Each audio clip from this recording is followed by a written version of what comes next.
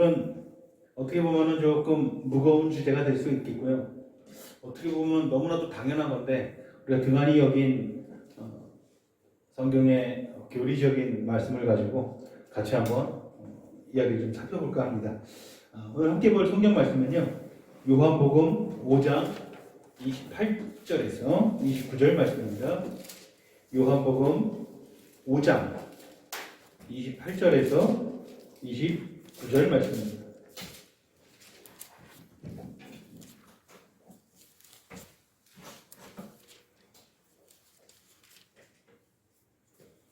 요한복음 5장 28절에서 29절 말씀입니다. 같이 한 목소리 같이 읽어볼까요? 시작. 5장 28절에서 29절입니다. 시작. 이는 놀랍게 여기지 말라. 무덤 속에 있는 자가 다 그의 음성을 들을 때가 오나니 선한 일을 행한 자는 생명의 부활로 악한 일을 행한 자는 심판의 부활로 나오리라.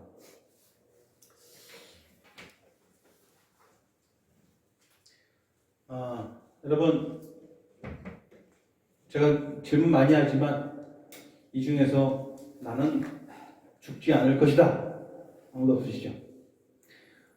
죽음은 우리가 반드시 겪어야 되는 하나의 경험입니다. 사람들에게 죽음에 대해서 이야기를 하면은 10중8구 같은 태도를 보입니다. 이건 너무 심각합니다. 어떤 태도를 보이냐면 나와는 상관없다라는 태도를 보인다는 것이죠. 진지한 태도로 죽음에 대해서 받아들이는 사람은 정말 이제 목전에 죽음이 임박한 사람들만 나이를 떠나서 그래요. 참 신기해요. 사람이 얼마나 어리석은 존재입니까? 얼마나 삶과 생명과 죽음에 대해서 말하는 성경을 이렇게 무시하고 살아가는지 모르겠습니다. 주의 몸된 교회를 무시한 이유도 그것이고 하나님의 말씀을 선포하는 목회자의 권위에 도전하는 것도 사실 그런 이유 때문입니다. 나는 당장 먹고 사는 것이 중요하기 때문입니다. 그러니 나 먹고 사는데 직접적인 영향을 주지 못하는 신앙은 모든 면에 있어서 뒷전입니다. 오늘 장로님께서 정말 이 피를 토하는 심정으로 기도를 해주십니다. 형식적이고 가식적인 모습으로 우리가 예배를 드린다면 그 예배가 무슨 의미가 있겠습니까? 우리는 반드시 죽게 되어 있습니다. 이것을 우리는 받아들여야 됩니다. 늘 생각을 해야 됩니다. 다시 한번 말하지만 우리는 이 땅의 삶을 잘 살아가는 것도 중요한데 이 땅의 삶을 잘 살아가야 하는 이유는 무엇입니까? 잘 죽기 위함입니다. 잘 죽기 위함입니다. 올바른 건강한 죽음을 준비하기 위해서 우리는 이 땅의 삶을 잘 살아가야 되는 것입니다. 이 땅의 삶을 잘 살아가는 삶은 어떤 삶입니까? 주님께서 뭐라고 말씀하십니까? 자기 십자가를 지고 나를 쫓으라는 삶입니다. 너희가 정신을 차리고 근신하라는 것이 하나님의 말씀입니다. 그것이 이 땅의 삶을 잘 살아가는 것입니다. 사람들은 자기 자신이 하나님이 되어 있습니다. 얼마나 사람들이 어리석고 비천한 존재이지요. 당장 나 먹고 사는데 도움이 주지 않는 사람은 항상 깔보고 무시하는 경향이 있습니다. 그러니 교회는 언제나 뒷전인 것이죠. 여러분 먹고 살게 하는 여러분들에게 직접적인 여러분 삶에 영향을 끼치는 직장 상사, 직장 사장보다 이 교회의 권위를 더 우선으로 여기셔야 되는 것입니다. 하나님의 말씀의 권능을 더 우선으로 여기셔야 되는 것입니다. 그런데 우리는 그렇지 않아요. 제가 이 자리에서 말씀을 선포하면 뭐 하십니까? 저를 그냥 아는 사람들만 생각하면 제 여기서 선포되는 말씀이 무슨 여러분들에게 설득력이 있고 전달력이 있겠습니까? 그렇다면 제가 이 자리 전에서 여러분들이 말씀 전하는 저의 태도에 문제가 있는 것입니까?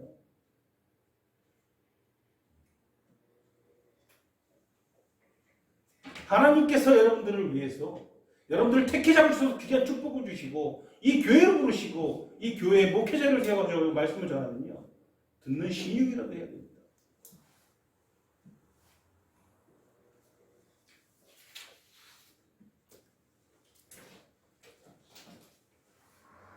세상의 관점으로는요, 죽으면 끝입니다. 그게 세상의 관점이에요.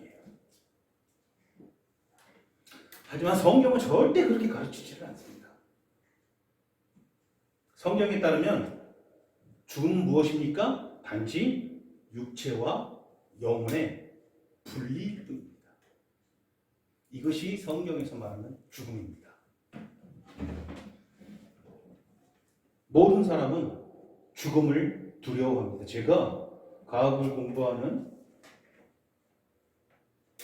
과학도하고 이 부분에 대해서 이야기를 한 적이 있는데 그 사람들이 하는 말은 똑같습니다. 죽음을 두려워하는 이유가 진화의 산물이랍니다.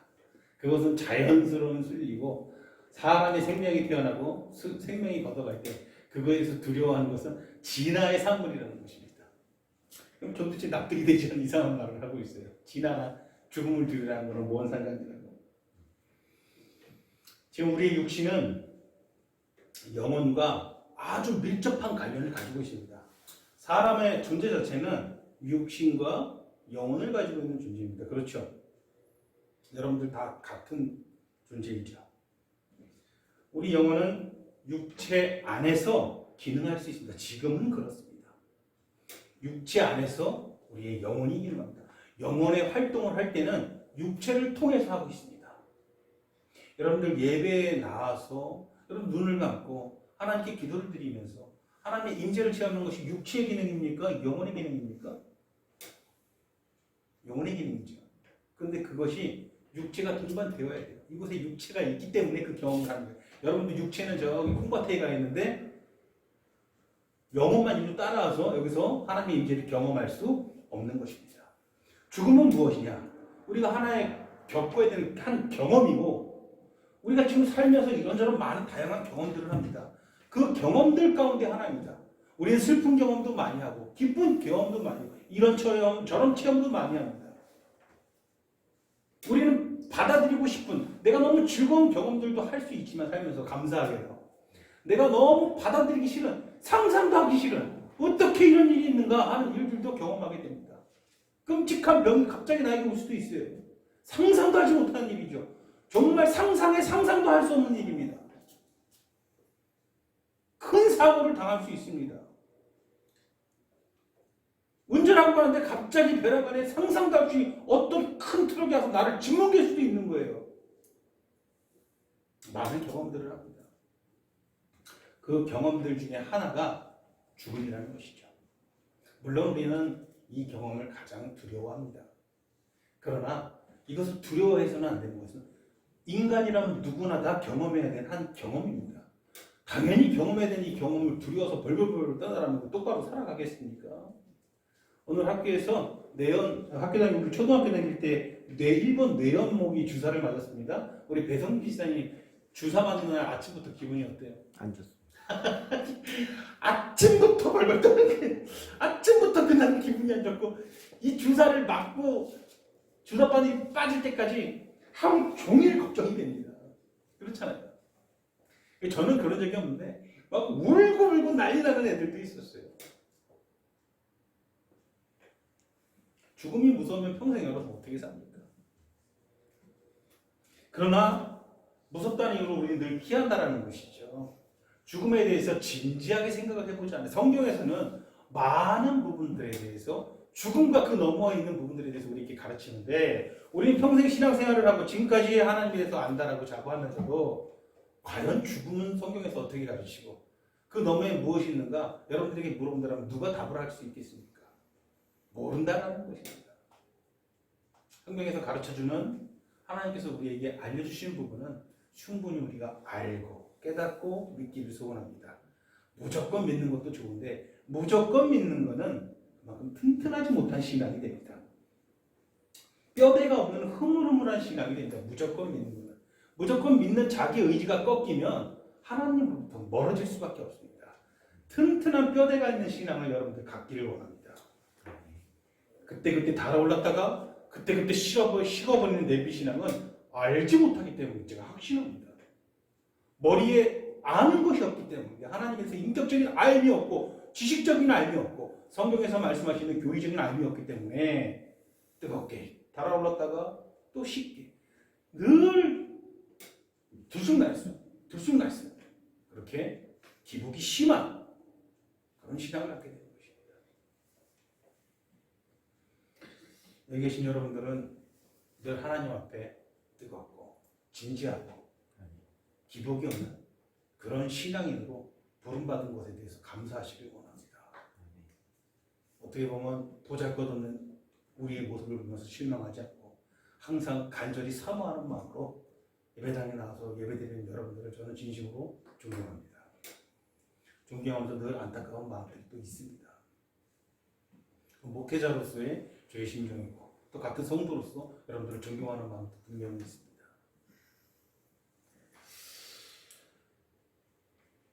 우리가 죽을 때에 우리 영혼은 육체를 떠날 것입니다. 이건 반드시 일어나는 일입니다. 우리 그때 처음으로 내 영혼이 육신과 분리되는 경험을 하게 됩니다. 영혼은 무엇입니까? 육으로 이루어진 게 아니에요. 육은 무엇입니까? 살과 뼈와 피와 육이에요. 이것이 육이에요.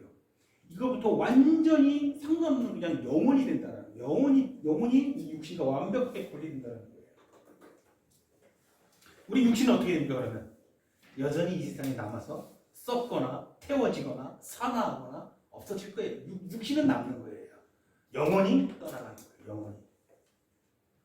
예수님께서 십자가에 숨 벗을 때 영혼이 떠나가시니라라고 표현도 하고 있죠. 육신은 남아있는 거예요. 영혼이 떠나가는 거예요. 그러므로 죽음은 영혼과 육신의 분리뿐이라는 거지 절대로 존재의 단절을 이야기하는 것이 아니에요. 사람들은 죽음이라는 것이 존재의 단절이라는 그런 상상을 합니다. 그러니 두려워합니다. 존재의 단절. 어찌 보면은 죽음이 존재의 단절이라면 그걸로 그냥 깔끔하고 마음 편할 수도 있습니다. 그러나 하나님께서 우리를 그렇게 만드시지 않았기 때문에 두려운 거예요. 존재의 단절이 아닙니까? 내가 남아 있어서 이 세상에 살아가면서 가장 노력해야 되는 것이 무엇이고 내 마음가운데 가장 큰 소원은 무엇입니까? 내 사랑하고 소중한 사람들 건강을 위해서 기도하는 것이 나에게 가장 중요한 것입니까? 아닙니다. 이건 우리가 그만큼 세속되어 있고 육신적인 사상을 갖고 있다는 거예요. 저도 마찬가지 저희 어머니가 여기저기가 많이 아프신데 어머니가 아픈 거를 들을 때마다 막 가슴이 막 미치겠어요. 답답해서. 어떻게 할 수 있는 것도 아니고. 그런데 그것을 위해서 우선 기도하는 것은 올바른 자세가 아니에요. 어떠한 경우 우리 교회 사랑하는 성도들도 마찬가지로 여러분들 중에 무슨 일을 겪을 때 그것을 항상 우선으로 기도하는 것은 그건 중요한 거예요.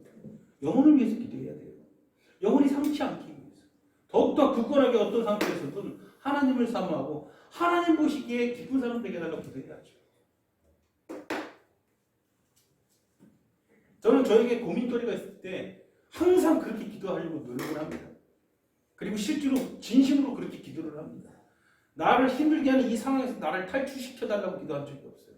이 상황 때문에 내가 절망의 나라로 빠져가지고 내 마음 가운데 간절해서 하나님께서 내 삶을 통해서 영광을 나타내 주시옵소서. 이 기도를 못할까 봐 두려운 거예요. 내 지금 상황을 보니 내가 마음으로도 범죄하고 내 정신적으로도 내 영혼적으로도 무너져 있어가지고 하나님을 찾지 못하고 마음에는 표독한 것이 가득한데 이런 제 모습으로 어찌 하나님의 영광을 나타냅니까? 제가 이대로 이 마음을 계속 가지고 있을까 두렵습니다. 하나님, 제 삶을 통해서 영광의 빛을 나타내 주시옵소서. 이렇게 기도해야죠. 사랑하는 사람들을 위해서 그렇게 꼭 기도하는 교회 되기를 소원합니다. 절대 존재의 단절이 아닙니다. 우리가 잘 아는, 제가 오늘 이 주제를 선택한 이유는 지난주에 우리 성경 공부 시간에 그런 질문을 받았어요. 우리가 죽어서 하늘을 나가면 지금 우리의 모습을 볼 수 있는 것이냐. 저는 얼른 대답을 해주진 않았지만 우리 장로님께서 대답을 해주셨어요. 뭐라고 대답을 해주셨죠? 누가복음에 가면 부자 나사로가 있는데 부자가 아브라함과 같이 나사로에게 이야기를 했고, 그리고 부자는 가족들에 대해서 저들에게 가서 좀 복음을 전해 주셔가지고 우리 가족들만큼 이곳에 오지 않게 해주소서, 이렇게 간구한 내용들이 있을 때 분명히 우리가 죽어서 육체와 분리돼서 우리 영혼이 어느 곳에 가더라도 이곳을 볼 수 있다, 이렇게 얘기해요. 정답은 하나님께서 허락하시면 이곳을 볼 수 있어요. 자, 마치 무슨 우리가 유령처럼 둥둥 돌아서 우리가 마음만 먹으면 존재하는 모든 것을 다 둘러볼 수, 우리가 마치 하나님처럼 된다는 상상을 해서는 안 돼요. 편재가 무엇입니까? 존재하는 모든 곳에 늘 그곳이 임재해 계신다. 이것이 편재예요. 그건 하나님만의 권능이에요. 우리는 편재할 수 없어요. 우리가 만약에 영혼으로 이 세상을 바라봐도 지금 보는 시각 딱 그대로인 거예요. 제가 지금 장로님을 보면요, 영경 씨가 안 보여요. 영경 씨 보면 장로님이 안 보여요. 딱 그 정도의 시각이죠. 하나님께서 허락하시면 내가 영경 씨를 볼 수 있는 거예요. 내 영혼이. 뭐 하나님처럼 막 내려봐서 내가 마음만 먹으면 여기도 내려다보고 저기도 내려, 이런 존재가 되는 것은 아니라는 것이죠.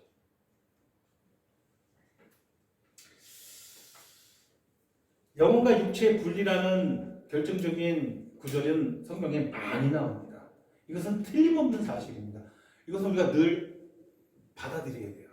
내 영혼이 육신과 분리가 된다. 욥기 19장 25절 보니까 욥이 뭐라고 고백합니까? 내가 알기에는 나의 구속자가 살아계시니 후일에 그가 땅 위에 서실 것이라. 내 가죽이 벗김을 당한 뒤에도 내가 육체 밖에서 그분을 보리라. 뭐예요? 내 이 가죽이 벗김, 내가 죽은 뒤에 영혼이 육체 밖에서 누구를 보리라? 이 땅에 장차 오실 그리스도를 보리라. 자, 구체적으로 좀 이야기를 전달하기 전에, 여러분, 우리 왜 죽습니까? 이게 가장 기독교 첫 번째 질문이죠. 우리 왜 죽습니까?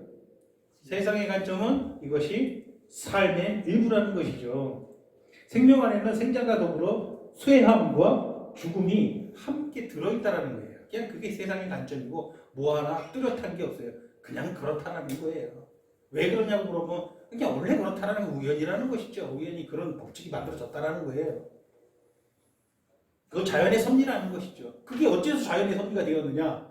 그냥 그렇다라는 거예요. 그 묻는 사람이 이상한 사람이라는 거예요. 뭐하죠? 그러나 성경은 이것을 완전히 부인합니다. 죽음이 절대로 우리 삶 안에, 생명 안에 내재되어 있는 어떤 것은 아니라는 것입니다. 그렇다면 죽음은 왜 일어납니까? 성경에서 계속 말하는 이유가 무엇이요? 장로께서 대답해 주셨죠. 죄에 대한 형벌입니다. 죄에 대한 형벌입니다. 즉 사람이 범죄하지 않았다면 죽지 않아도 되는 것입니다. 우리가 죽는 것은, 우리의 소중한 이들이 죽을 수밖에 없는 것은 우리가 범죄하였기 때문입니다. 인정하기 싫지만 사랑하는 내 아버지께서 범죄하였습니다. 받아들이기 싫지만 사랑하는 내 어머니께서 범죄하였습니다. 그리고 내가 범죄하였습니다.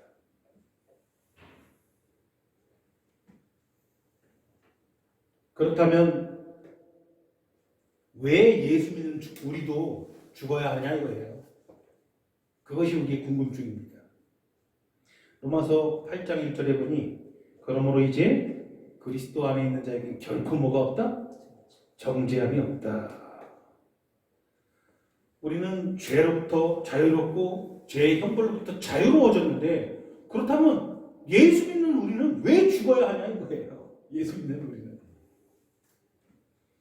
왜 예수 믿는 우리도 병이 걸리고, 왜 예수 믿는 우리도 늙어갈 수밖에 없고, 왜 죽음의 증상들이 우리에게 나타날 수밖에 없는 거, 우리는 왜 그래서 고통받아야 되는 거고, 예수 믿는 내가 왜 죽어야 되느냐 이거예요. 이거 참 궁금한 일이죠.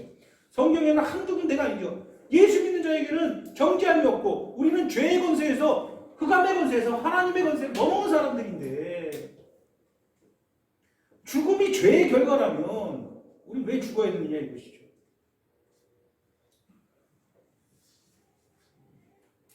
우리의 영혼을 우리의 영혼을 영원히 구속하였습니다. 여러분, 구속했다라는 말은 무슨 뜻이에요? 말 그대로 값을 주고 우리를 구원해서 우리를 속량했다라는 거예요. 우리를 자유롭게 했다라는 거예요. 이게 구속이라는 말에 가지고 있는 뜻이에요. 하나님께서는요, 우리의 영혼을 영원히 구속하였습니다. 그것은 몸도 마찬가지인데 이 몸의 구속은 최후 심판 이후로 미루셨다라는 거예요. 예수님께서 십자가에서 우리 구원을 이루실 때 우리의 몸과 우리의 영혼의 구원을 완성하셨는데 우리의 몸의 구원은 우리 시간 기준으로 최후 심판 이후로 미루셨다라는 거예요. 자, 그럼 우리가 한번 잘 생각을 해봅시다. 예수님께서 우리의 구원을 완성하셨을 때 우리의 육체가 죽음을 보지 않고 바로 하나님의 완성된 나라의 천국에 들어가도 맞는 얘기예요? 틀린 얘기예요? 그럴 수 있어요? 없어요? 하나님께서 마음만 먹으셨으면 그렇게 할 수 있으셨다. 이것이 성경의 진리예요. 예수님께서 십자가에서 모든 대속을 이루시고 그의 부활하심으로 모든 구원을 완성하고 승천하셨을 때 그 순간 그냥 이 땅에 영원한 심판을 딱 주시고 예수 믿는 자들을 끌어올리셨으면 그냥 끝나는 거예요. 근데 우리는 왜 여전히 죄를 가지고 살아가며 왜 질병에도 걸리고 왜 죽음을 경험해야 되느냐 이거예요. 하나님께서는 의도적으로 이것을 하겠다는 거예요. 의도적으로. 우리도 질병을 경험하고 우리도 죽음을 경험할 수 있게끔 의도적으로 우리 구원을 이렇게 설계하셨다는 거예요. 하나님께서 우리의 구원을 이같이 성취시키시기로 작정하신 겁니다. 우리가 구속되는 순간 엘리야나 저 에녹처럼 바로 낙원으로 인도될 수도 있었을 텐데 하나님께서는 우리의 구속을 그렇게 완성시키지 않고 우리의 몸의 구속을 뒤로 의도적으로 미루셨다라는 거예요. 그러면 의도적으로 뒤로 미루셨다라는 거는 뒤로 미루신 이유가 있다라는 거예요. 이유가 무엇인지 아십니까? 그러니까 그동안 하박국서를 공부하면서 계속해서 같이 나누었던 내용이죠. 그 이유는 분명합니다. 무엇이죠? 우리를 고치시기 위함입니다. 우리의 성화를 위함입니다. 이것이 구원의 한 큰 과정에 포함된다는 거예요. 우리가 육신을 입고 우리가 질병도 경험하고 우리가 죽음도 경험하는 것은 우리 구속에서 꼭 거쳐야 되는 아주 중요한 필수 뭐라고? 과정이라는 것이죠. 왜 우리의 몸의 구속을, 우리의 영혼의 구속은 이미 완벽하게 이루어졌는데 우리의 영혼은 그 어떤 어둠의 세력도 건드릴 수가 없는데 왜 우리의 육신은, 몸의 구속은 뒤로 미루셨는가? 몸의 구속이라는 것은 무엇입니까? 죽음과 죄, 모든 질병으로부터 우리 육신이 완벽하게 해방되는 것을 의미하거든요. 완벽하게. 이 모든 이 육신의 하찮고 이 수준 낮은 우리의 육체를 가지고 있잖아요. 예? 이 육체의 모든 한계로부터 완벽하게 해방되는 것. 썩지 않고 영원히 영광스러운 육체로 완전히 변화되는 것. 이것이 우리 몸의 구속이거든요. 몸의 구속은 심판 이후로 미뤄졌다는 거예요. 하나님께서 한 뜻을 이루기 위해서. 그 가족 가운데 반드시 필요한 게 뭐다? 육신의 죽음이라는 것이죠. 그러니까 우리 입장에서는 우리는 영원한 구원을 바라보는 자들이잖아요. 그럼 육신의 죽음을 기다리는 자들입니까? 피해야 되는 자들입니까? 사실은 그것을 기다리는 자들이죠. 그것을 잘 받아들이기 위해서 그것을 향해 나아가는 자들인데 절대 우리는 그렇지 않아요. 무엇이 문제입니까? 무엇이 문제입니까? 우리가 육신의 삶을 살기 때문입니다. 우리 영으로서 육의 삶을 죽이는 삶을 살아야 되는데 육의 삶으로 우리의 거룩한 영적인 삶을 죽이는 삶을 살기 때문에 이건 틀림없습니다. 받아들이셔도 인정해야 돼요.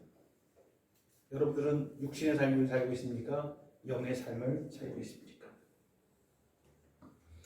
히브리서 12장 3절에서 13절에 보면은 하나님께서 우리를 사랑하시고 아끼시기 때문에, 사랑하는 자녀이기 때문에 우리를 뭐 하신다? 우리를 징계하신다라고 표현하십니다. 그 징계에는 질병과 죽음도 포함되어 있는 거예요. 우리를 징계하신다라는 거예요. 왜? 우리를 사랑해서 고치기 위해서. 사랑하는 자녀의 죄를 고치고 그 사랑하는 자녀를 더 온전히 사랑하는 과정에 이것을 두신 것입니다. 시편 119편 67절에 고난당하기 전에는 내가 그릇 행하였더니 고난당한 것이 내게는 유익이라.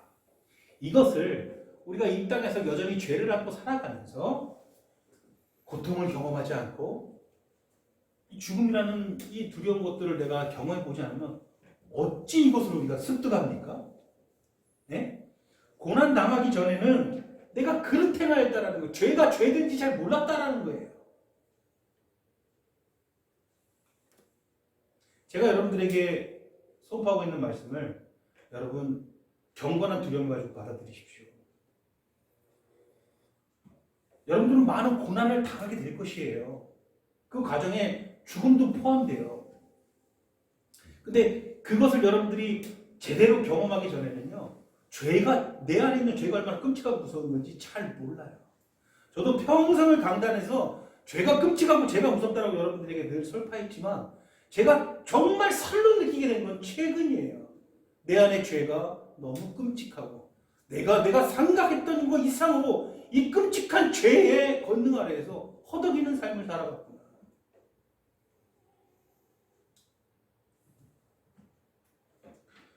고난을 당하는 것이 내게는 큰 유익이라는 사실도 정말 많이 제가 체험하고 있어요. 평생 사랑하는 사람들을 아프게 하고 평생 너무나도 당연하게 생각하고 지었던 죄악들, 너무나도 상식이라고 생각하고 가지고 있었던 내 안의 죄악들을 비로소 보게 되는 거예요. 비로소 그것이 혐오스럽기 시작하는 거예요. 이 얼마나 감사한 경험입니까? 우리를 징계하시고 고치시는 방법을 통해서 우리의 몸의 구속을 완성하신다. 이것이 하나님의 계획입니다. 우리의 영혼의 구속처럼 단번에 그렇게 땅 하고 이러시면 좋겠는데 십자가에서 우리의 몸의 구속도 완성하셨는데 그 방법이 십자가를 통해서 우리를 징계하시고 우리에게 고난을 당하게 하시고 그것을 완성해 나가시는 것이 하나님의 계획이다.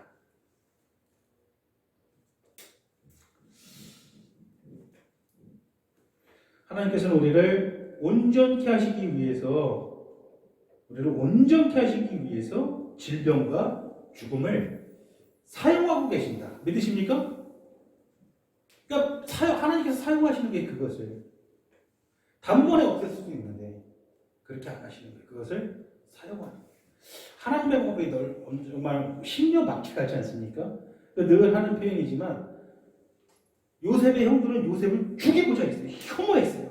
그거 너무 싫어서 어쩔 수가 없고 미치겠어요. 너무 싫은 거예요. 그 형제들이 한 목소리로 말했어요. 죽여버립시다. 저거 살려두면 나 너무 짠다. 제가 같은 아들 안에서 숨 쉬는 것도 싫어.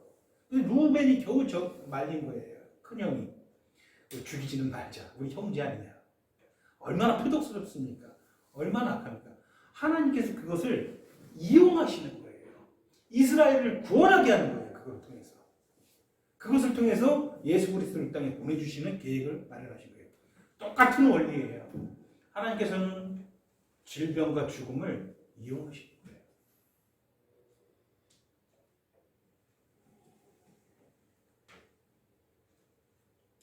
우리 동생이 믿지 않죠? 네? 지금은 마음이 안타까워요. 그뿐이에요. 그렇지 않나요? 마음이 안타까워요. 근데 미쳐 돌아버릴 것 같지 않아요? 나는 여전히 일상생활을 잘 살고 있고 막 숨도 잘 쉬고 있고 잘 살아요. 근데 동생이 만약에 죽을 병이 걸리면 어떻게 될 것 같아요? 일상생활도 안 돼요. 막 두려워서 벌벌벌 떨면서 나는 미쳐 죽을 거예요. 왜 그랬습니까? 그때 무슨 기도를 하겠습니까? 병낫기 위해서 기도하지만 더 무슨 생각이 들 것 같아요. 예수 믿게 주시옵소서. 예수 믿게 주시옵소서. 내 동생을 구원하여 주시옵소서. 이렇게 기도할 수밖에 없어요. 지금은 그렇게 뜨겁게 기도해요, 안 해요? 기도는 하되 만약에 그런 가정하에 그런 일이 생겼을 때 뜨겁게 기도할 수 있겠습니까? 제가 무슨 말 하는지 아시겠죠? 그런 고난에 직면해야 내 영혼이 하나님을 더 갈구하게 된다. 뜨겁게 된다. 그러니까 아이러니죠. 우리가 그만큼 연약한 거예요. 우리 심령이 굳건해가지고 그런 걸 경험하지 않고 뜨겁게 여호와 하나님을 바라고 예수 그리스도의 사랑 십자가를 바라본다면 굳이 그런 게 필요 없는데 우리가 그만큼 연약해요. 그런 것들을 체험해가지고 목전에 그런 것들을 바로 봐야 그때야 정신을 차리고 내 영혼이 하나님을 온전히 바란다는 거예요. 제법 먹고 살만하고 제법 세상에서 어느 정도 수준에 도달하고 이 턱이 내가 정해놓은 턱이 있고 이 턱만 넘어서는 삶을 사는데 그 정도면 됐지. 그러면서 만족하고 살아가니까 영적인 아무런 감각이 없어서 모든 게 다 범패스럽다. 하나님께 예배드리는 것도 범패스럽고 선포되는 하나님의 말씀도 그냥 사람의 말로 들리는 거예요. 제가 여기서 제 개인의 말을 하니까 저는 태어나서 단 한 번도 저 개인적인 지식을 누군가에게 강요하거나 누군가에게 던진 적이 없어요. 왜? 개인적인 세상 지식이 참 부족한 사람이기 때문에. 가끔가다가 예전에 정치 얘기하면서 이 정치 집단이 더 옳다 이런 거는 몇 번 설파한 적은 있어도 그거 외에는 없어요. 제가 강하게 힘줘서 자신 있게 이야기하는 것은 이것이 제 지식이 아니라 하나님의 말씀이기 때문에.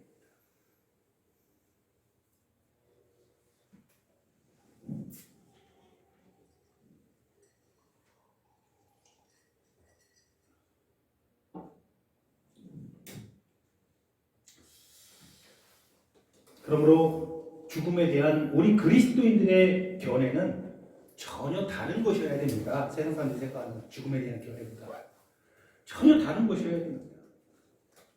계시록 14장 13절에 주 안에서 죽은 자는 뭐가 있다?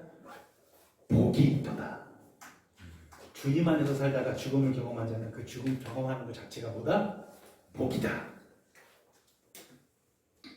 고린도전서 15장 55절 우리는 그렇게 소리칠 수 있어야 돼요. 사망아 너의 승리는 어디 있느냐? 사망아 네가 쏘는 것이 어디 있느냐? 우리는 소리쳐야 돼요. 내가 이제 죽음에 다다라서 언젠가는 경험하게 될 그거 앞에 딱 그 놈을 앞에 딱 놨을 때 죽음이라는 것이 제가 선한 놈은 아니잖아요. 죄의 결과잖아요. 그것을 앞에 딱 놨을 때 네가 쏘는 것이 어디 있느냐? 너가 나를 건드릴 수 있느냐? 멋있지 않습니까? 이런 삶을 살아야 되지 않습니까?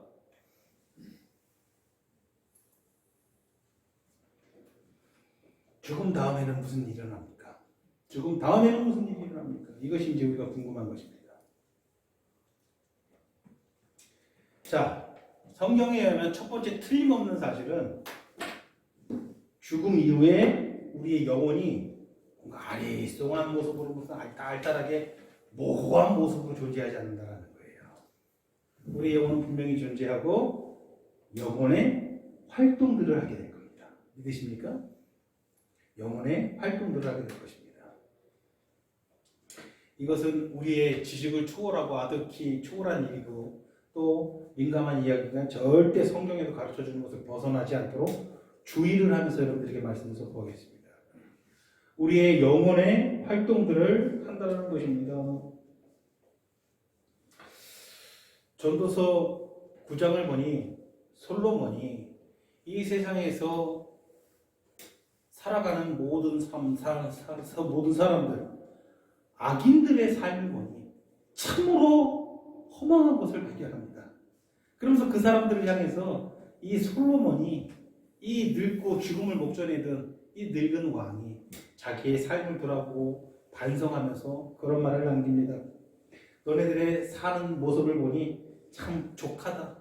그렇게 악을 행하면서 이 세상에서 먹고 마시고 사는 모습을 보니 그걸로 족하다라고 생각하는 너의 모습을 보니 참으로 헛되고 헛되다. 너네들의 삶을 보니 전도서 9장 4절에 보니까 산 개가 죽은 사람보다 낫다. 그냥 그렇게 이렇게라도 너희 살아야 되는 게 낫다. 너희는 그냥 죽은 존재로 보인다. 내가 그렇게 얘기하는 거예요. 그러니까 전도서를 보니까 여러분들이 아무 맥락 없이 그냥 전도서 9장을 보면은 마치 죽으면 모든 것이 끝나는 듯한 말씀을 주거든요. 산 개가 죽은 사람보다 낫다. 그러니 너희가 많이 누려라. 누릴 수 있을 때. 이렇게 말을 하거든요. 이게 뭔 소리야. 죽으면 모든 게 끝장나는 건가? 차라리 개똥밭으로도 조선보다는 이승이 낫다라는 그 말을 하고 있는데 이게 뭔 말인가? 솔로몬은 죽어있는 자들 향해서 하는 거예요. 악인들. 너희 악인들이 살아가는 모습이 참으로 죽어있는 모습이다. 너희가 이렇게 살고 그냥 그래 낙을 누리고 그냥 그렇게 죽는 게 차라리 너희들은 낫다. 너희가 죽으면은 그냥 끝장이다. 모든 게. 그래서 내린 결론이 뭐죠? 그러니 일의 결국은 다 들었으니 하나님을 경외하라. 그것이 사람의 근본이다. 그렇지 않으면 너희는 그냥 개만도 못한 삶을 살다가 그냥 그걸로 허무하게 끝나는 인생일 뿐이다. 이 말을 하고 있습니다. 성경은요. 점진적인 계시를 보여주는 게 성경이 좀 어려운 말이죠. 점진적인 계시. 자, 구약에서는요. 굉장히 이렇게 전도서처럼 죽으면 그냥 모든 게 끝나버리는 거다 라는 것을 던져요. 그게 무슨 말이냐? 구약 성경에 이게 너희 모습이다라는 것을 많이 보여주거든요. 이게 너네 모습이다. 너희는 할렘 사상이 그래서 있는 게 진리의 사상. 다 죽여버려라. 죄는 용납하지 말라. 저 죄된 이방 속은 아이나 어른이나 노인이나 저 젖먹이나 저 짐승이나 저 살아있는 것들은 다 용납하지 말고 다 죽여버려라. 그러니까 기독교를 믿지 않고 비방하는 사람들이 그것을 이용하잖아요. 저런 하나님은 왜 믿냐? 그게 뭘 보여주는 거예요? 그 점진적 사상이에요. 우리의 모습이 그렇다라는 거예요. 정말 한터록도 존재해서는 안 되는 하나님께서 만드신 이 거룩한 세상에서 정말 털끝 하나도 존재해서는 안 되는 그런 존재라는 거예요. 우리가 그것을 그 역사를 통해서 하나님께서 정말 보여주신 거예요. 그러니까 점진적인 역사죠. 구원의 모습을 보여주기 위해서 우리의 입장을 정말 보여주고 있는 것이죠. 그게 구약 성경입니다. 절망적인 상황에서 이제 복음이 그 절망적인 상황, 산 개가 죽은 사람보다 낫다. 개만도 못한 그런 입장에 있는 우리의 삶이 우리의 형편인데 이제 복음이 말하는 것은 뭐예요? 복음이 설파하는 것은 뭐예요? 디모데후서 1장 10절에 복음으로써 생명과 썩지 아니할 것을 이제는 드러내신지라. 감춰졌어요. 구약을 선포한 거예요. 우리의 입장을 설명한 거예요. 너희는 이런 형편에 있다. 그런데 이제 복음으로써 그것을 어떻게 했다? 이제 드러내신 거예요. 개만도 못한 죽음이 그걸로 그냥 끝나는 것이 아니고 이제는 그게 아니고 살 수 있는 길이 있다는 것을 우리에게 어떻게 했다? 드러내시는 거예요. 이게 복음이에요. 그러니까 만세와 만대로부터 감춰졌던 비밀이라고 설명하는 거 바로 그것이에요. 구약은 인간의 형편을 계속해서 보여주는 거예요. 전도서 9장을 여러분들 오늘 집에 가서 아니면 시간 있을 때 한번 보세요. 어떤 내용? 그냥 죽으면 다 끝이니까 살아있을 때 먹고 마시고 놀아라 이런 내용이에요. 너희는 차라리 그게 낫다. 어차피 너희는 죽으면 다 끝난다. 너희는 절망적이다. 희망이 없다 이거예요. 그러니까 전도서 9장만 딱 보면은 아유 뭐 죽으면 그냥 모든 게 끝나는 것처럼 기록이 되어 있네. 그래 살아있을 때 좀 누리자. 이렇게 해석이 충분히 가능하거든요. 근데 그게 아니라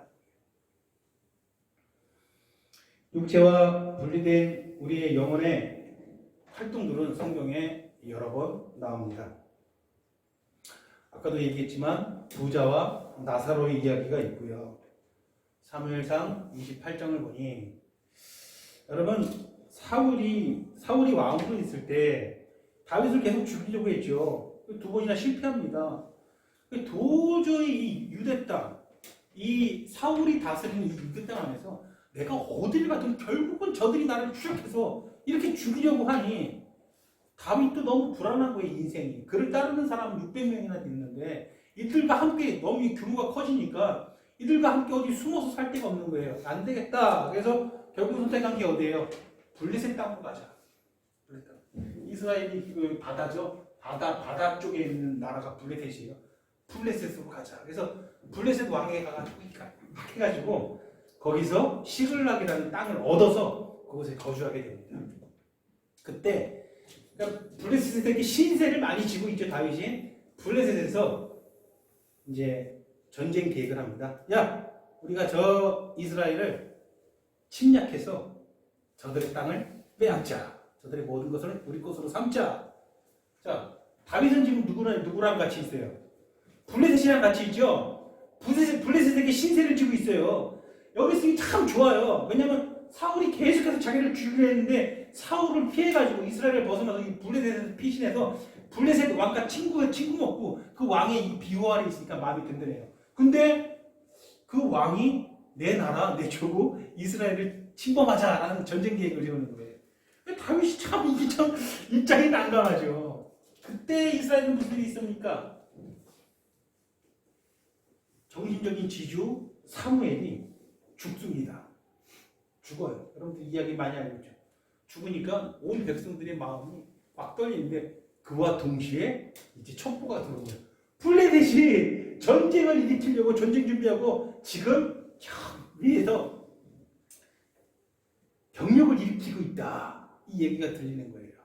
아, 사무엘 죽어가지고 사무엘 죽으면서 이 사울왕이 이 대선지자 사무엘이 죽으니까 하나님 앞에 이게 뭔가라도 내가 좀 해야지 마음이 편해요. 뭔가 하나님 앞에 이제 뭐 내가 좀 이렇게 내가 하나님을 섬긴다는 걸 표현하고 싶어가지고 야, 안 되겠다. 사무엘이 죽었으니까 우리가 좀 정신 차리고 근신하고 하나님께 회개하면서 이 땅에 있는 모든 신접한 자와 모든 박수, 주수라는 사람들을 다 내쫓아라. 우리가 하나님께 신실하게 나아가야 되겠다. 이렇게 한단 말이에요. 근데 그때 동시에 블레셋이 전쟁 일으키려고 군사 일으켰다는 얘기를 들으니까 미치겠는 거예요. 난 저들을 대적할 힘이 없는데 그 어떻게 합니까? 우리들 일단 군대를 일으켜가지고 진을 치자. 진을 쳤는데 상대가 안 될 것 같아요. 마음이 두려워요. 어떻게 해요? 신하 한 명을 조용히 불러서 야, 이 인근에 용한 신접한 여자가 있으면 좀 찾아봐라. 그러니까 신하가 신접한 여자 중에 저 엔돌이라는 위쪽에 가니까 아주 유명한 신접한 여자가 있습니다. 야, 변장을 좀 하자. 그래서 원래 평민처럼 변장을 하고 신하 몇 명 데리고 엔돌로 찾아갑니다. 거기서 그 신접한 여자를 찾습니다.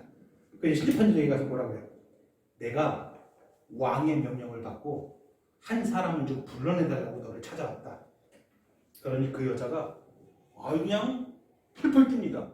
지금 이스라엘의 왕 사울왕이 신접한 자와 박수와 주수라는 사람들 다 내쫓고 그걸 내쫓자면 죽여버리겠다는 했는데 지금 저를 죽이려고 하십니까? 아니다, 이거 왕이 시켜서 온 거다. 아닙니다. 내가 괜히 지금 이 신접한 영혼을 부르는 그런 주술 행위를 했다가 나 죽일 거 아닙니까? 잡아가지고 나 죽기 싫습니다. 여자가 그러니까 펄쩍펄쩍 뛰니까 아니다. 이거 정말 왕이시니 내가 상을 줄 것이다. 그래서 그 여자가 무슨 짓을 합니까? 이제 영혼을 불러내리는 의식을 합니다. 어떤 영혼을 불러내리니까 그러니까 누구 불러달라고 그래요? 사무엘 불러달라고 해요. 죽은 사무엘. 왜? 이 미치겠는 거예요. 그 전에는 무슨 일이 있었냐면 이 블레셋이 우리를 치러 이렇게 진을 친 것을 보고서는 사울왕이 제사장을 부르고 선지자들을 부르고 다양한 방법으로 하나님께 구했는데 하나님께서 응답을 하세요, 안 해요? 전혀 안 하는 거예요. 전혀. 꿈으로도 안 해주고 선지자로도 제사장으로도 어떤 방식으로도 하나님께서 응답을 안 해주시니까 어쩔 수 없이 그 신접한 여자 찾아간 거예요. 그 신접한 여자가 알겠습니다. 제가 사무엘의 영혼을 부르겠습니다. 해가지고 주술 행위를 하는데 사무엘이 올라오는 것을 보고서 깜짝 놀라요. 내가 지금 사무엘을 딱 봤는데 당신이 왕이로서이다! 그러는 거예요. 그러니까 내가 그러니까 알게 된 거잖아요. 내 정체가 왕이라는 사실을 사무엘을 보자마자 이 여자가 대본해하는 거예요. 날 죽이려고 하시는군요. 아니다, 너 안 죽일 것이다. 사무엘을 좀 나 옆에 불러달라. 그래서 그 신접한 여자가 사무엘의 영혼을 불러서 사무엘이 나타나죠. 영혼이. 그 사무엘이 하는 말이 뭐예요? 너가 지금 어떻게 살기 위해서 지금 나를 부른 것 같은데 나를 너가 괜히 불렀다. 하나님이 말씀하시면서 왜 안 믿느냐? 하나님께서는 너가 패역했고 너가 하나님의 명령을 듣지 않고 순종치 않고 범죄를 저질러서 이 나라를 너에게서 뺏어가지고 누구에게 주겠다? 내 종 다윗에게 주겠다. 자, 우리가 잘 아는 이야기인데 한 번도 진지하게 이 이야기 생각을 안 해봤어요. 자, 첫 번째, 여기서 진짜 사무엘의 영혼이 나온 걸까요? 사무엘이 한 말은 하나님 안에서 옳은 말일까요? 옳지 않은 말일까요? 무슨 말이에요? 너가 저 아모리 사람들을 쳐 죽이라고 하나님께서 명령했는데 아말렉 사람들 그들과 친구맺지 않았느냐? 너는 하나님께 순종하지 않았다. 맞는 말이 틀린 말이에요. 맞는 말이에요. 하나님께서 너가 순종치 않았기 때문에 이 나라를 너에게서 빼앗겠다. 너희들이 그렇게 얘기하지 않았는데 왜 그 말씀을 왜 안 믿느냐? 맞는 말이 틀린 말이에요. 맞는 말이에요. 그리고 내 종 다윗에게 이 나라를 넘겨주기를 하겠다. 맞는 말이냐 틀린 말이냐? 다 맞는 말하고 있다라는 거예요. 자, 이렇게 하나님의 구속사에 있어서 하나하나 옳은 말만 하고 있고 그러니 다시는 이런 짓을 하지 말아라. 다시는 주술 같은 짓 하지 말아라. 그러면서 난 더 이상 할 얘기 없다. 그리고서는 가버려요. 그러면 이 사무엘의 영혼이 진짜일까요? 가짜일까요? 이게 참 우리가 주목을 해야 되는 거예요. 마귀가 와가지고 만약에 이게 귀신이라면 귀신이 와서 어떻게 하나님의 뜻에 합당한 얘기만 하고 얼른 가버립니까? 예? 그 어떤 미혹도 안 해요. 그냥 하나님께서 사울에게 선포했던 말씀 그대로를 다시 한번 확인시켜주고 간단 말이에요. 여기서 이제 우리가 존경하는 칼빈은 이것이 진짜 사무엘이 온 게 아니라 귀신이 미혹하려고 한 것이다. 이렇게 주장하기도 하고요. 또 우리가 존경하는 마틴 로이드 존스 목사님은 이것이 사무엘의 영혼이 맞다. 하나님께서는요, 하나님께서는 레위기 몇 장이지? 레위기 19장 31절, 레위기 20장 6절, 20장 27절에 하나님께서는 이 주술과 박수 행위를 엄격하게 금지시켜놨어요. 그러니까 죽은 자의 영혼을 불러내는 이런 행위는 귀신을 불러내는 행위다. 그러니까 마귀를 불러내는 아주 못된 주술행위라고 해서 이런 자들은 다 돌로 쳐 죽이라고 했어요. 그렇다면 주술 자체가 정말 살아있는 영혼을 불러내는 행위입니까? 귀신을 불러내는 행위입니까? 귀신을 기본적으로 불러내는 행위예요. 그러니까 이 엔돌에 신접한 자들도 귀신 불러내는 데 재주가 있던 여자지 정말 살아있는 사람의 영혼을 불러내는 데 재주가 없던 여자예요. 이 여자는 그냥 귀신을 불러냈는데 그 마틴 루이드 목사의 주장은 그거예요. 그렇다면 이때 사무엘이 온 것은 이 여자는 분명히 귀신 불러내는 죄밖에 없는 여자인데 이 여자와 상관없이 하나님께서 사무엘을 보내주신 거다 실제로 그렇게 보고 있어요. 저도 그것에 전적으로 동의합니다. 귀신이 와가지고 이렇게 구구절절 하나님께서 말씀하신 거 그대로 얘기하고 다른 거 어떤 거 안 하고 그냥 격분하고 그냥 가버리잖아요. 이건 귀신이 할 수 있는 행위가 아니라는 것이죠. 사무엘의 영혼의 활동으로 본 거예요. 결정적인 우리 영혼이 활동을 한다는 증거는 무엇입니까? 마태복음 17장이죠. 예수님께서 그의 제자, 사랑하는 제자 3명, 요한, 야곱, 베드로, 요한, 야고보를 데리고 산에 오르셔가지고 그들을 잠깐 대기시키고 올라가서 어떤 두 사람을 만납니다. 누굽니까? 모세와 엘리야입니다. 그들과 더불어 대화를 하고 있습니다. 그들이 예수님께 공경과 경외하는 경외감을 취했겠죠. 그러면서 그분 앞에 엎드려서 서로 이야기를 주고받았겠죠. 그러면 여기서 등장한 모세와 엘리야는 귀신입니까? 정말 살아있는 영혼입니까? 살아있는 인간의 영혼이죠. 자, 모세와 엘리야의 영혼은 본질적으로 우리 영혼과 다른 구조를 가지고 있습니까? 우리는 똑같은 영혼입니까? 그럼 그들이 하고 있는 활동들은 그들만의 특별한 활동입니까? 아니면 누구나 다 하나님께 속한 영혼들이 경험할 수 있는 것들입니까? 경험할 수 있는 것들이라는 것이죠. 다시 말해서 우리의 영혼이 활동도 하고 또 누군가를 만나서 하나님께서 허락하시면 대화를 나눌 수도 있다라는 그런 확실한 증거가 되는 구절이 바로 그것입니다. 그 놀라운 광경을 보고 제자들은 이곳에 초막 셋을 짓고 장막 3개를 만들어서 이곳에 거하면서 이것을 기념하겠습니다라고 할 정도로 너무 심해막축하고 너무나도 경이로운 장면이었죠. 우리의 영혼은 활동을 한다는 거예요. 그러니까 죽으면 딱 단절돼서 모든 게 끝나. 그런데 이런 성경의 가르침들을 헷갈리게 하고 우리의 머리를 복잡하게 하게 하는 세상에서 나오는 말들 때문에 그래요. 세상에서는 우리가 죽고 우리의 몸이 완전히 구속되기 그 전까지 그 중간 상태죠. 그 중간 상태를 굉장히 모호한 것으로 이야기해요. 그리고 심지어는 카톨릭에서는 이 중간 상태를 연옥이라는 것을 꺼내가지고 그 연옥 중간 상태에 있다는 것을 가르치고 있어요. 연옥은 무엇입니까? 중간 상태에 있다는 거예요. 영혼이 어떤 정해놓은 장소에 있는데 거기서 우리 영혼과 우리 아직 죽지 않은 우리 가족과 그리고 내 영혼의 어떤 현재의 상태를 봐서 여기서 구원을 얻을 수도 있고 여기서 이제 지옥을 갈 수도 있다는 거예요. 그러니까 중세 교회에서 했던 짓이 뭐예요? 너 죽은 아버지 연옥에 계신데 그분 천국 보내려면은 돈 많이 내라. 그거예요. 그래서 막 파는 거예요. 천국 티켓을. 그래서 엄청나게 부를 막 쌓죠. 왜냐하면 우리 배성진 지사님 같은 경우에도 저 같은 경우에도 그럴 거예요. 우리 돌아가신 아버지 비록 좋은 추억은 없는 아버지지만 지금 만약에 어떤 연옥이라는 곳에 있다면 내가 할 수 있는 한 최대한 돈 내서 그분이 천국 갈 수 있다면 돈 내야 되지 않겠습니까?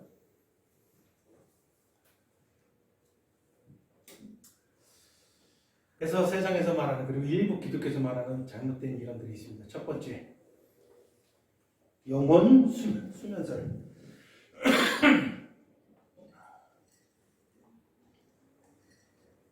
뭐라고요?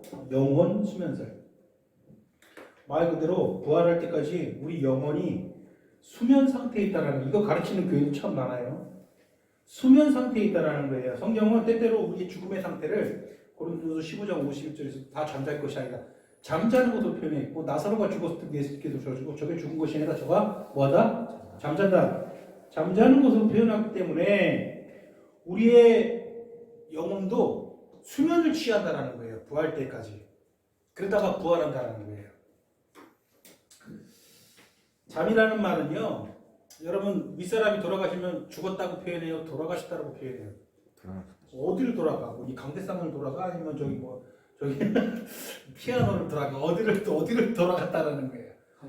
완곡한 표현이죠. 완곡한 표현. 죽음에 대한 표현을 좀 부드럽게 한 거예요. 마찬가지로 잠잔다라는 표현도요. 죽음에 대한 표현을 좀 완곡하게 한 것이지 그것이 문자 그대로 그냥 이렇게 자고 있다는 뜻은 아니라는 거예요.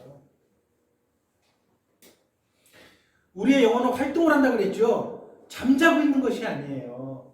욥도 나사로도 엘리야도 모세도 사무엘도 잠자는 상태에 있지 않았습니다. 분명하고 확실한 것은 죽음 이후에도 분명하게 자기 의식을 가지고 있는 상태로 지내고 있다는 거예요. 예수님께서 옆에 있는 가운데에게 누가복음 23장에 오늘 네가 나와 함께 어디에 있으리라? 낙원에 있으리라. 예수님과 함께 낙원에서 의식 있는 상태로 있는 거예요. 잠자는 게 아니에요. 대단히 잘못된 이단이에요. 고린도후서 5장 8절에 바울의 고백을 보세요.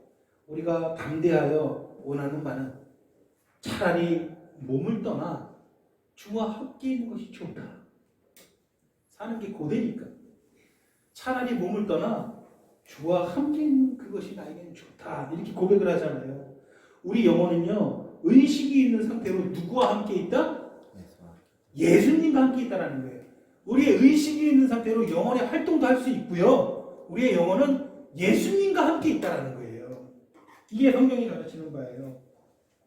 빌립보서 1장 21절에서 23절도 이것을 정확히 증거하죠. 내가 삶과 죽음 사이에 껴있는데 개인적인 바람은 내가 얼른 죽어서 예수님과 함께 있는 것이 내가 바라는 건데 너희를 생각하니 내가 너희에게 아직 머물러 있는 것이 너희에게는 유익하다. 그러나 내가 살는지 죽을는지는 내가 판단을 못하겠다. 이렇게 얘기를 하잖아요. 계시록 6장 9절에서 10절 보니까 순교당한 영혼들이 이미 예수를 증거하다가 죽은 영혼들이 모든 악이 사라지고 하나님 나라가 완성하기를 사모하고 자기 인격을 가지고 그날을 사모하고 기다리고 있다고 표현하고 있단 말이에요. 자기 인격을 가지고 자기 의지를 가지고 예수님과 함께 구원의 날을 사모하고 있다는 거예요. 믿으십니까? 우리도 그런 위치에 들어갈 거예요. 그러니까 죽음은 우리가 단절되는 게 아니다. 우리도 그런 자들과 같이 영원한 구원을 사모하고 주님과 함께 낙원에서 내 의식이 있는 상태에서 내 나름대로의 영혼의 활동을 하게 될 것이다. 믿으십니까?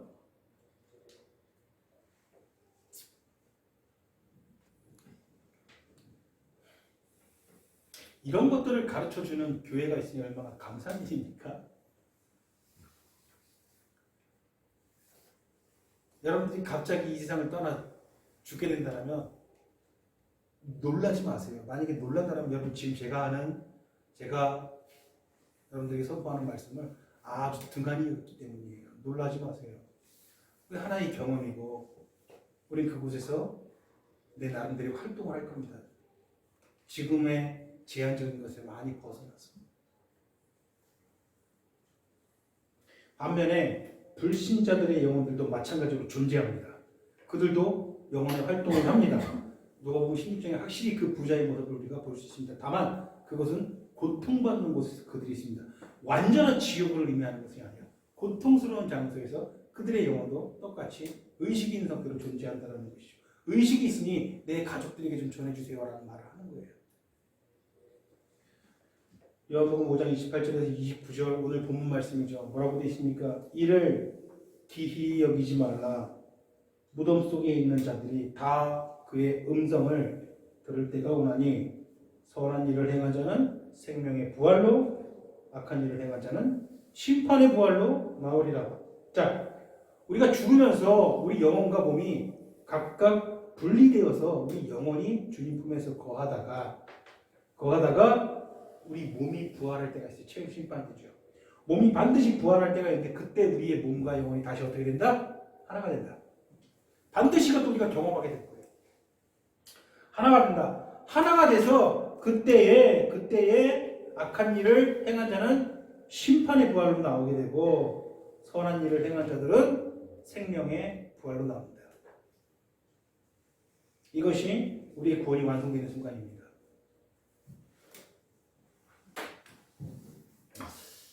시간이 많이 지난 거로 말씀을 좀 여기서 급하게 끊으면서 마지막 하나 우리가 말씀 듣고 넘어가겠습니다. 우리 예수님께서 내가 줄일 때에 나에게 먹을 것을 주었고 내가 목마를 때에 너희가 나에게 마실 것을 주었다. 펄쩍펄쩍 뜁니다. 주를 사랑했던, 주를 섬겼던 영혼들이. 우리가 죽어서 낙원에 가면 주님께서 그렇게 말씀하실 거예요. 내가 줄일게 성진아, 아무개야, 네가 나에게 먹을 것을 주었었다. 내가 목마를 때 너가 마실 것을 주었다. 내가 나그네 되었을 때 너희가 나를 돌아보았고, 내가 헐벗을 때 입혀주었고, 병들었을 때 돌봐주었고, 옥에 갇혔을 때 와서 도왔다. 우리 살아생전 저는 주님께 그렇게 한 적이 없습니다. 언제 그렇게 했습니까? 지극히 하찮은 자 하나에게 한 것이 나에게 한 것이다. 그렇게 말씀하시죠. 우리는 그 음성을 들을 때가 올 것입니다. 지극히 하찮은 자는 누굽니까, 여러분들에게? 여러분들 제일 만만하고 여러분 형제 중에 제일 우습게 보이는 자가 누굽니까? 내 가족일 수도 있고 내 형제일 수도 있고 혹은 다른 이가 될 수도 있습니다. 먼저 그들을 잘 섬기십시오. 목회자의 자녀가 왜 똑바로 된 신앙을 못 가는지 아십니까? 가장 만만하고 가장 쉽고 가장 가깝다고 느끼는 내 새끼한테 제대로 된 하나님의 종으로서의 모습을 못 보여주니 그를 똑바로 섬기지를 못하니 목회자의 자녀들이 신앙 없이 자라는 겁니다. 목회자의 자녀들이 왜 먼저 세속화되는지 아십니까? 그 가족들이 목회자의 이중적인 모습만 보고 살았기 때문입니다. 목회자가 자기가 생각하는 가장 작은 자를 제대로 먼저 섬기지 못했으니 그러니 그 목회자의 가정부터가 하나님 앞에 똑바로 서지 못한 겁니다. 내가 가장 편하다고 생각하는 가정부터 그리고 나아가서는 저 눈에 보이는 모든 사람들을 제대로 섬기는 줄 알아야 돼요. 그것이 예수님 섬기는 방식이에요. 내가 언제 주님을 똑바로 섬겼나니까 저는 죄인으로서이다. 제가 죄인으로 왜 주님을 어떻게 섬겼습니까?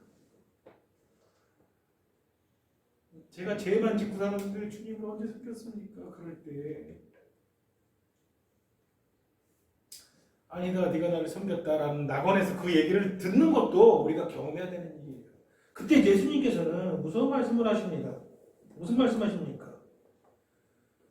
지극히 작은 자 하나를 섬기지 못한 것은 나를 외면한 것이다. 그들은 내가 줄일 때 나를 외면했고, 내가 목마를 때 마실 것을 주지 않고, 헐벗을 때 입을 것을 주지 않고, 옥에 갇혔을 때 돌아보지 않고, 내가 병들었을 때 나를 외면한 자들이다. 여러분, 지극히 작은 자를 무시하지 마십시오. 지극히 작은 자는 무엇입니까? 불특정도 아닙니까? 세상에 우리는 잘못된 인식을 하고, 내가 알지도 못하는 저 세상에서 가난하고 못 살고 뭐 저런 사람들을 내가 돌봐줘야 돼. 알지도 못하는 사람들 내가 어떻게 돌보고, 그들의 숫자가 얼마인데, 지금 전 세계에 그런 사람들 숫자가 얼마인데 내가 그들을 다 돌봅니까? 도대체 이것은 무슨 구분입니까?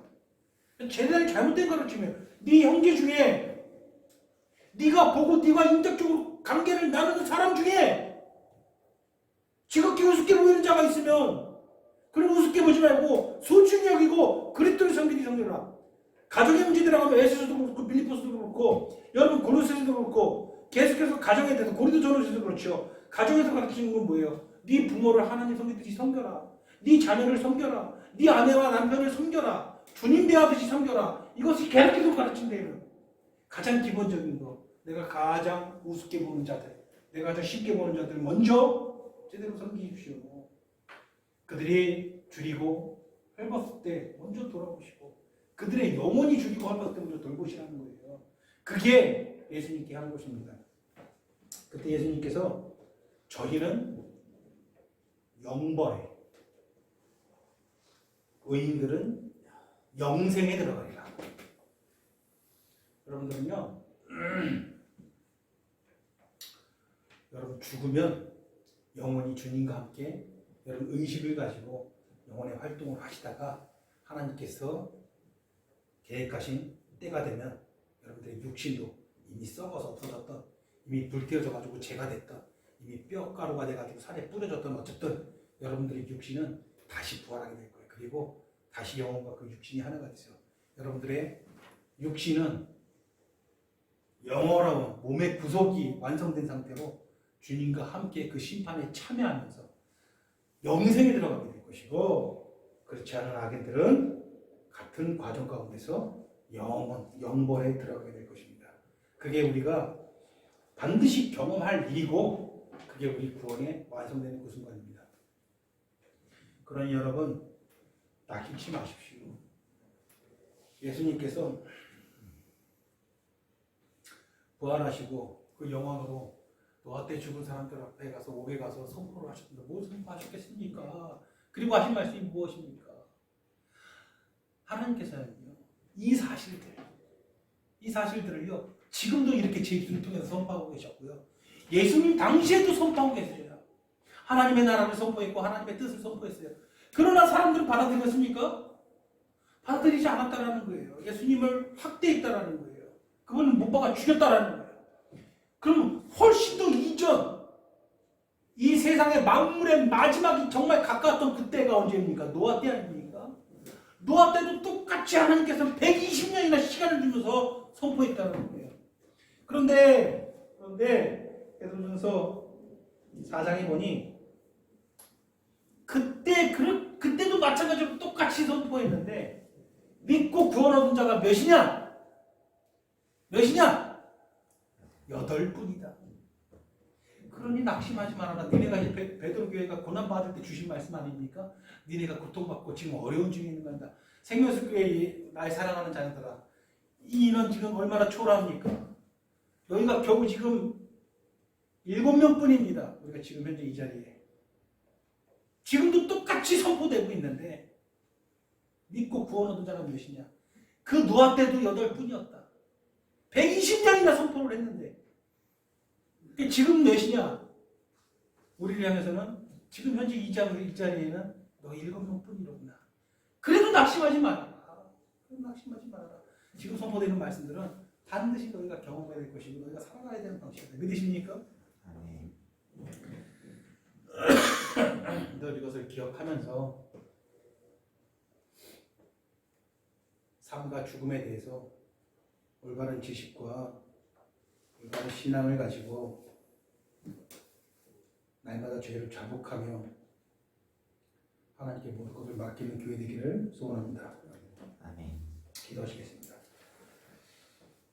사랑의 하나님, 우리가 한결같이 하는 것에서 늘 부족합니다. 우리를 불쌍히 여겨주시옵소서.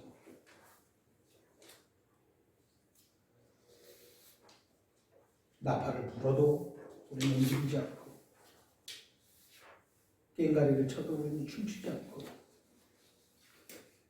하나님께서 말씀하셨는데도 우리가 반응이 없는 것이 어느 때까지 계속될까 두렵사오니 하나님의 성령께서 충만한 은혜로 함께하여 주셔서 이 교회를 구원으로 이끌어 주시고 하나님 영광을 나타내 주시옵소서. 예수님의 이름으로 기도드리옵나이다. 아멘.